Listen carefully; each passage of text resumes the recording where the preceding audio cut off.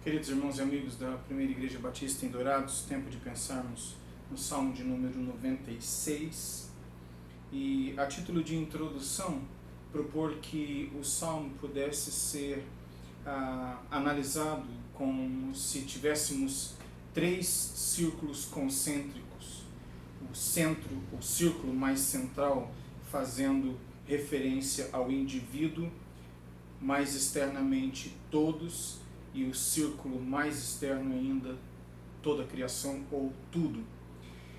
Se você preferir, nós poderíamos colocar os três círculos concêntricos em povo escolhido, as nações, como toda a criação.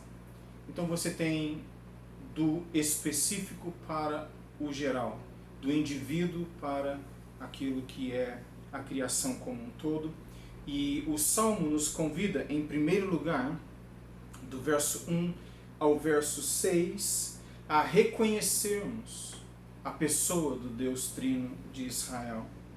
O verso 1 ao verso 6 dizem: cantem ao Senhor um cântico novo, cantem ao Senhor todas as terras, cantem ao Senhor, bendigam o seu nome, proclamem a sua salvação dia após dia, proclamem, anunciem entre as nações a sua glória, entre todos os povos as suas maravilhas, porque o Senhor é grande e digno de ser louvado, mais temível do que todos os deuses, porque todos os deuses dos povos não passam de ídolos, o Senhor, porém, fez os céus, glória e majestade estão diante dele, força e formosura no seu santuário.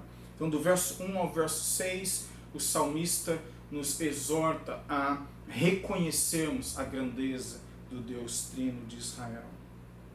Em segundo lugar, dos versos 7 ao verso 10, a exortação por parte do Salmo é que nós reverenciemos a presença e a pessoa deste Deus e Pai majestoso.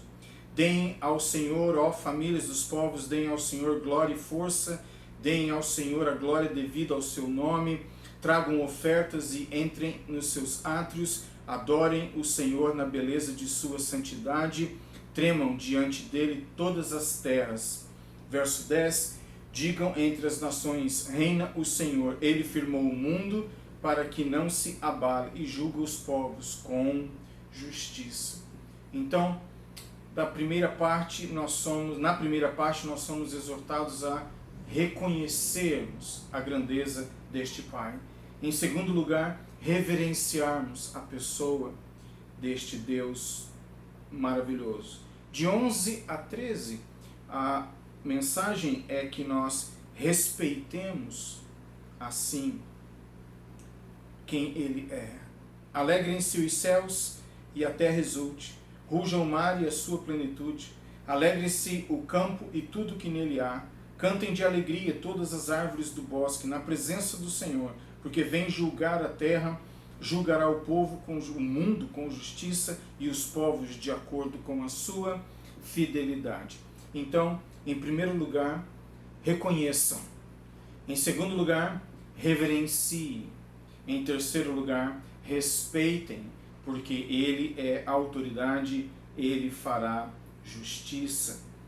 E nesse sentido, então, nós, olhando um pouco mais detalhadamente para o Salmo, encontramos, pelo menos eu identifico, 14 expressões acerca de como honrar ao Senhor.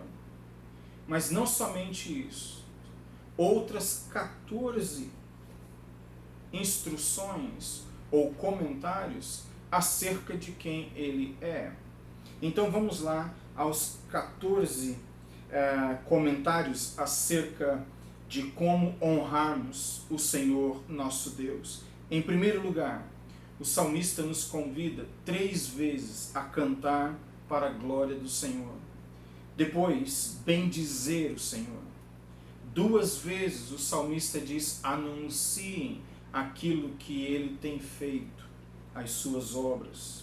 Depois, 3 vezes ele exorta o povo a tributar ao Senhor, a entregar ao Senhor aquilo que lhe é devido. Em quinto lugar, ofertar. Em sexto lugar, entrar na presença do Senhor Deus. Depois, Em sétimo lugar, a adorá-lo. Em oitavo lugar, tremer diante dele.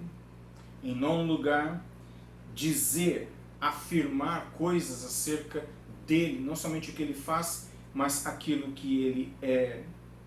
Em 11º lugar, se alegrar. O salmista diz que nós devemos nos alegrar na presença deste Deus, e ele é aquele ser, ele é honrado com a alegria do seu povo. 11, que esta criação se regozije, que bramem, que exultem, e por fim, que esta criação como um todo, os povos, os indivíduos, eles cantem para o louvor da glória de Deus. Então, 14 maneiras de você e eu honrarmos o Senhor nosso Deus neste salmo. Cantar, bendizer, anunciar, tributar, ofertar, entrar na presença dele, adorar, tremer, confessar ou dizer, alegrar-se, regozijar, bramar, exultar e mais uma vez louvar. Se você quiser repetir o verbo cantar, também é válido. Então, 14 formas de nós engrandecermos o Senhor nosso Deus. Mas o salmista nos dá 14 motivos para fazê-lo, motivos estes associados com o caráter do próprio Deus. Então, o Salmo descreve o Deus Trino de Israel, em primeiro lugar, como sendo grande. 2, digno. Ele é temível. 4, ele é criador. O único que detém glória em si mesmo. Majestico. Ele é cheio de formosura. Em 8º lugar, ele é glorioso. Ele tem força, em 9º lugar.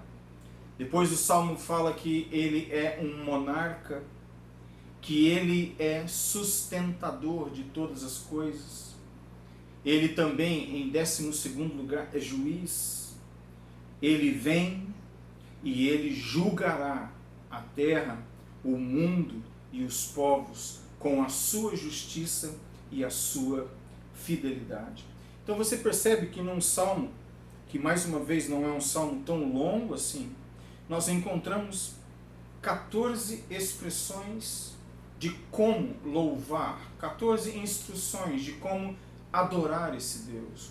E depois outras 14 razões nele mesmo e o porquê nós devemos adorá-lo e a grandeza desse Deus que nós devemos reconhecer diariamente, a grandeza, a majestade desse Deus que nós devemos reverenciar continuamente, que em suas ações deve ser respeitado.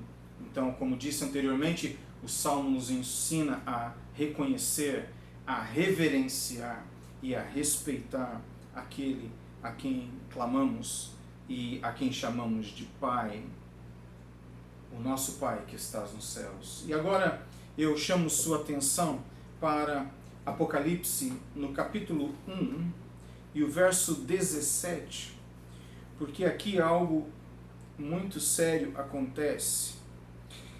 O apóstolo João, que é conhecido como discípulo amado, que de acordo com os evangelhos recostou no peito de Cristo no momento da última ceia, alguém que foi íntimo do Senhor e muito amado do Senhor, como os demais foram. Mas João, por natureza, é descrito assim, o discípulo amado. E o fato é que este João, ele esteve em muitos momentos peculiares e particulares em comunhão com o Senhor Jesus Cristo em seu ministério terreno. Ele escreve as epístolas e diz nelas que aquilo que nós ouvimos e vimos e com nossas mãos tocamos, o Verbo eterno, ele fala com muita precisão, com muita categoria, com um grau de intimidade acerca de quem ele conheceu, como disse, conheceu tão bem ao ponto dos evangelhos falarem dele se recostando no peito de Cristo. alguém realmente muito íntimo. Mas quando João, já envelhecido e na ilha de Patmos, exilado em função da pregação do Evangelho, da cruz de Cristo, quando ele tem a visão, que é o livro de Apocalipse, né, seu começo ao fim, quando a visão lhe é conferida, algo é também marcante no reencontro dele com o Cristo glorificado. E o verso 17 diz: ao vê-lo, caí aos seus pés como morto. Porém, ele pôs sobre mim a mão direita, dizendo: não tenha medo, eu sou o primeiro e o último e aquele que vive. Estive morto, mas eis que estou vivo para todo sempre, e tenho as chaves da morte e do inferno. E eu quero chamar a sua atenção para o fato de que estes dois se conheciam. Eles se conheceram, como disse, eles foram íntimos, amigos. Mas por que João agora, ao se reencontrar com o seu amigo, que ele sabia seria crucificado, que ouviu a promessa, voltaria de dentre os mortos, que João traiu como os demais apóstolos, deixando-o sozinho, mas depois, como os demais, voltou em arrependimento, em reconciliação e passou a servir com uma convicção inabalável, ao ponto de estar agora exilado na ilha de Patmos como um prisioneiro político. Por que ao se encontrarem agora, a reação de João não é a de se recostar no peito de Cristo, mas de cair diante dele aos seus pés como morto?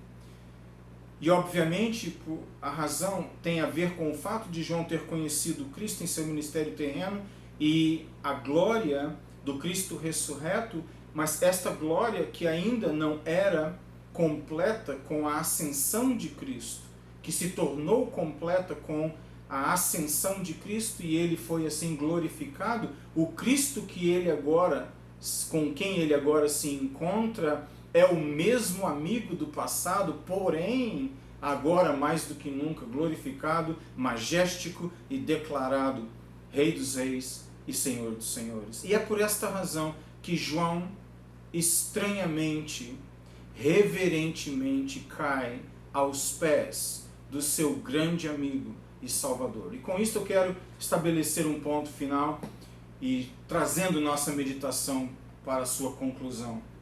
Que o nosso Deus e Pai, Ele é um amigo extremamente íntimo, com quem eu posso e você pode conversar acerca de todas as coisas, daquelas mais simples até as mais complexas. Porém, Ele continua sendo o nosso Deus. E por esta razão, intimamente, nós devemos tratá-lo com reconhecimento devido, com a reverência que lhe é digna e com o respeito único que ele somente merece.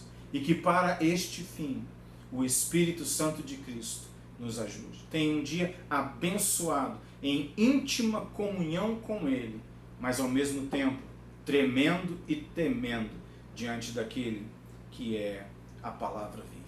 Deus abençoe e até a próxima.